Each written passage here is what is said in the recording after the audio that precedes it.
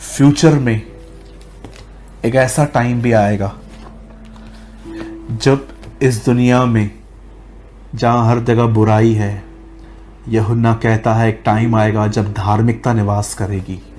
सब कुछ खत्म हो जाएगा, शैतान, उसके काम, उसकी दुष्ट आत्माएं सब खत्म हो जाएंगी। लेकिन ये एक ऐसा टाइम है जब परमेश्वर ने शैतान को अलाउ किया है कि वो कुछ लोगों को परखे, कुछ लोगों को तकलीफ दे।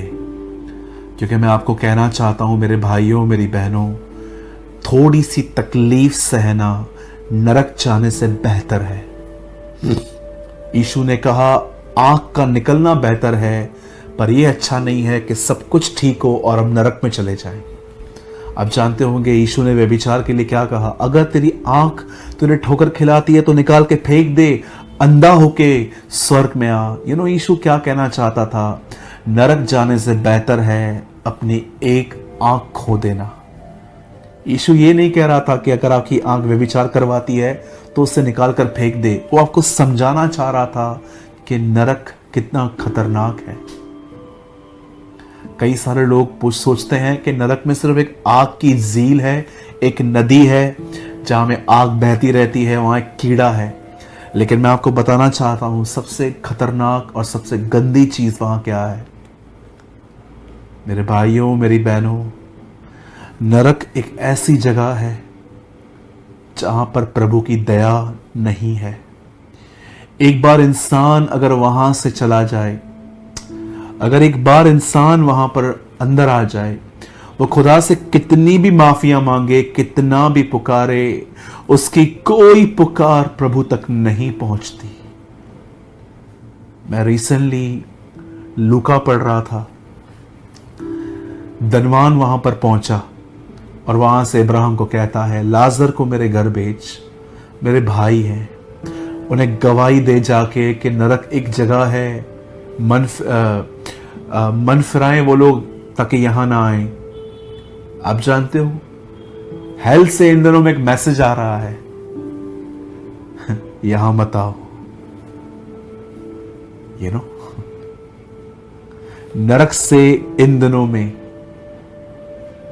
एक मैसेज आ रहा है, यहां मत आओ। रिपेंट कीजिए, अपने पापों का पश्चाताप कीजिए, परमेश्वर आपको बचा लेगा। मैं सच कहता हूं, मैं इन दिनों में जब मैं लूका की किताब पढ़ रहा था, मैंने देखा लाजर और धनवान एक ही साथ रहते थे, पास पास में। वो उसके डेवड़ी पे और ये अंदर रहता था। धनवान भी मर गया, लाजर भी मर गया। धनवान नरक चला गया, लाजर स्वर्ग, धनवान जो था वो नरक चला गया और लाजर स्वर्ग चला गया। जब वो वहां पर था तो उसे इतनी प्यास लगी कि वो वहां पर एक बूंद के लिए तरस रहा था। और वो वहां से इब्राहिम को देखता है कि लाजर उसकी गोद में है और कहता है इब्राहिम लाजर को भेज, मेरे भाई जिंदा हैं, उनको जाके बताए कि वो पश्चाताप करें। क्यों वो ये कह रहा था? क्योंकि वो चाह रहा था कि उसके भाई यहाँ ना आए। मैं आप में से हर एक को कहना चाहता हूँ, नरक इन दिनों में संदेश दे रहा है, यहाँ मत आओ, ये अच्छी जगह नहीं है। मेरे भाइयों, मेरी बहनों, यीशु मसीह आपसे प्रेम करते हैं और वो आपको अपने साथ रखना चाहते हैं। इंसान की जगह नरक नहीं, खुदा की हुजूरी है, वो स्वर्ग है। लेकिन परमेश्वर अपने नियमों से कभी दूर नहीं हटेगा। वो ये नहीं देखेगा कि आप कौन हो, लेकिन कुछ हद तक वो ये भी देखता है कि आप किस चीज में विलिंग हो। ऐसा नहीं होता कि परमेश्वर के फेवरेट लोग हैं कि ये आदमी अच्छा है, मैं इसको ले लूंगा, ये मुझे समझ में नहीं आता, मैं इसको नरक में डाल दूंगा। याद रखिए, अगर आप चाहते हो कि प्रभु बहुत जल्द जब आए और वो आपको अपने साथ बादलों पे उठा लिया जाए, तो मैं आपको एक बात कहना चाहता हूं, पश्चाताप करें, अपने गुनाहों को प्रभु के सामने मान लें। और मैं आप में से हर एक को कहना चाहता हूं, परमेश्वर से अनुग्रह मांगिए कि वो आपको अपने साथ चलने में मदद करे और परमेश्वर आपको अनुग्रह देगा पवित्रता में जीने में। और एक दिन जब प्रभु यीशु मसीह आएंगे आपको उठा लेंगे। यही खुदा की डिजायर है आपके लिए। मैं आप में से हर एक को कहना चाहता हूं, संदेश आ रहा है, यहां मत आओ। ये अच्छी जगह नहीं है, ये आपके लिए नहीं है। आपके लिए स्वर्ग है, आपके लिए यीशु मसीह है, और वो चाहता है कि आप उसके साथ चलो ताकि आप उठा लिए जाओ। मेरे भाइयों, मेरी बहनों, मैं विश्वास करता हूं कि ये संदेश कहाँ ना कहाँ, इस संदेश ने आपको छुआ होगा। अपना समय मोबाइल में, नेटफ्लिक्स पे मूवियाँ देखने में, चिट चैट में, पबजी गेम्स खेलने में वेस्ट मत कीजिए।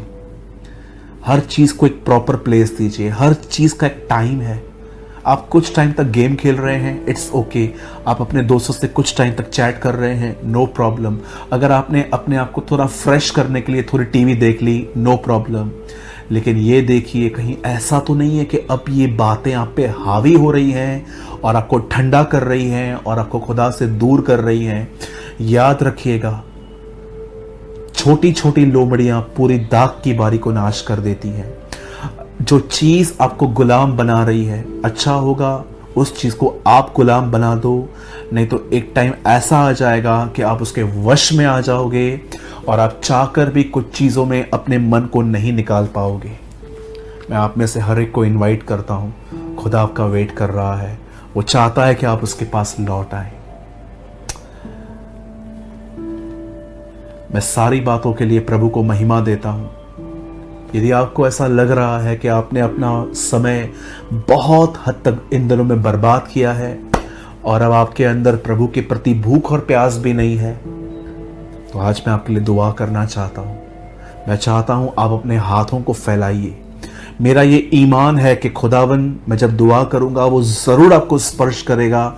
इसलिए नहीं क्योंकि मैं दुआ कर रहा हूँ, इसीलिए क्योंकि वो आपसे प्यार करता है। आइए अपनी आंखों को बंद कीजिए। खुदावन, खुदा मैं दुआ करता हूँ आपके बेटे यीशु के नाम में। खुदा, जो भी मेरा भाई बहन इस समय इस वीडियो को देख रहा है, मैं प्रार्थना करता हूँ तू उन्हें स्पर्श कर, यीशु के नाम से उन्हें नया कर।